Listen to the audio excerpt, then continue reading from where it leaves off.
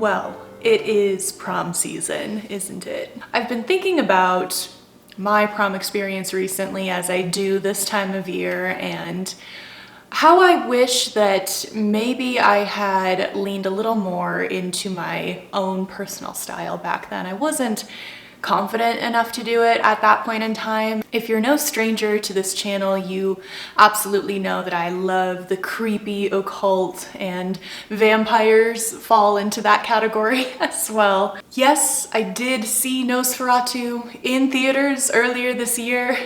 All I'll say is its redeeming quality was the fashion and the costume design. I mean, it was so good that it was nominated for an Oscar in that category. I've been thinking about that costume design since I saw the movie. So to set the tone, to set the vibe, this is the dress that I would wear if Count Orlock asked me to prom. Probably wouldn't be an ask, it would probably be more like a lifelong curse that could only be broken in death. And anyway, this is the dress. This is the dress.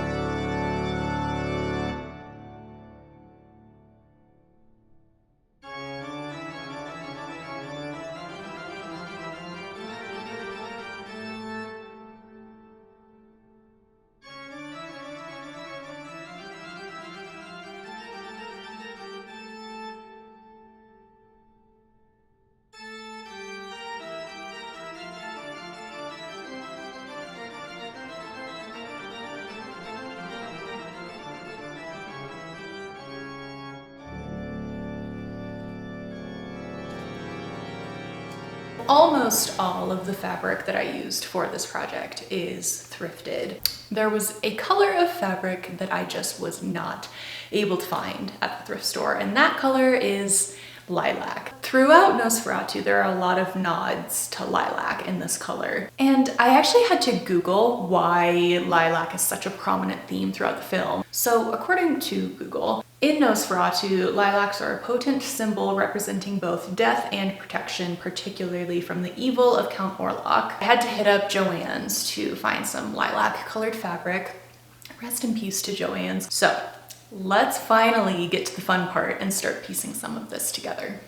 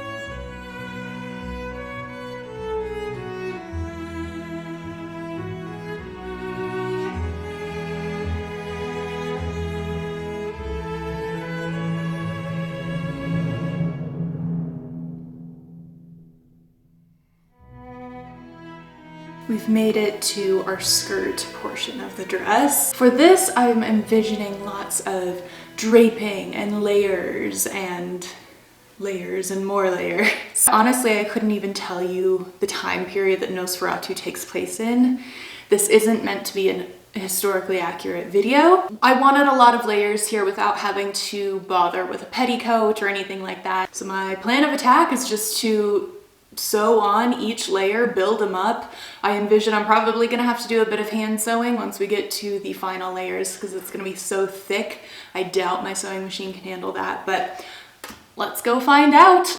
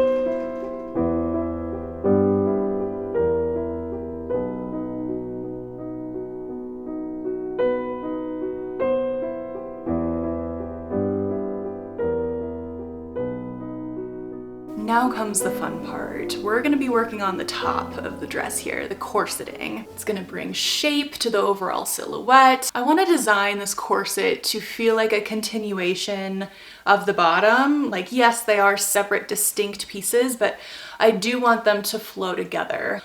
I want to incorporate, of course, the layers that we were seeing in the bottom half of the dress. I want to bring that up into the corset.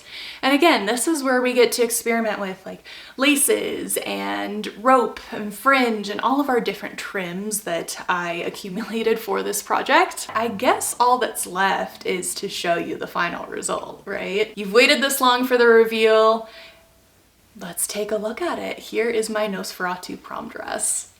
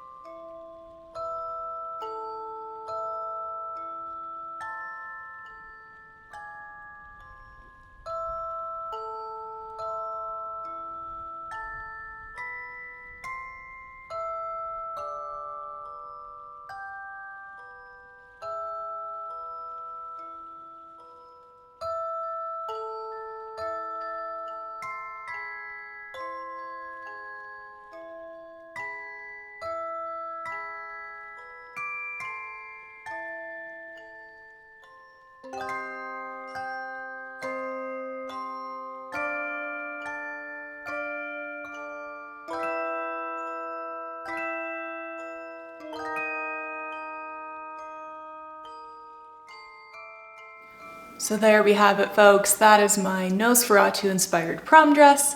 I hope you like it. If you're going to prom this year, I wish you nothing but a great and safe time. Have fun. If I could go back and give my younger self any piece of advice when it comes to prom, it would be to not be afraid to pick a dress that I truly, truly love. It does not have to be the most expensive dress at the store. The thrift stores are full of prom dresses this time of year. There are so many options out there. You can rent your prom dress. Just find something that makes you feel so beautiful and unique and special, and have a spectacular time. Thank you so much for tuning into this video. I hope it sparked some inspiration for you. And with that, I will see you guys in my next video. Bye.